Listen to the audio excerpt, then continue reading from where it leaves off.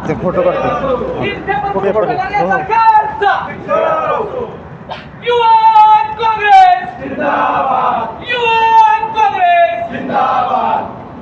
या सरकारचं करायचं काय खाली डोक्यावर पाय या सरकारचं करायचं काय खाली डोक्यावर पाय या सरकारचं करायचं काय खाली डोक्यावर पाय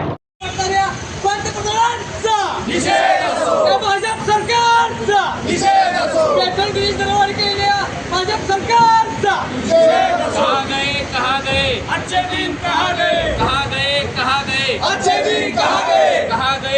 गए अच्छे दिन कहा गए राहुल गांधी संघर्ष करो हम तुम्हारे साथ है राहुल गांधी संघर्ष करो हम तुम्हारे साथ है काँग्रेस पक्षाचा विजय हो युवक काँग्रेस जिंदाबाद युवक काँग्रेस जिंदाबाद खाली मुंडी वर पाय खाली मुंडी वर पाय खाली मुंडी वर पाय या सरकारचं करायचं काय खाली मुंडी वर पाय या सरकारचं करायचं काय खाली मुंडी वर पाय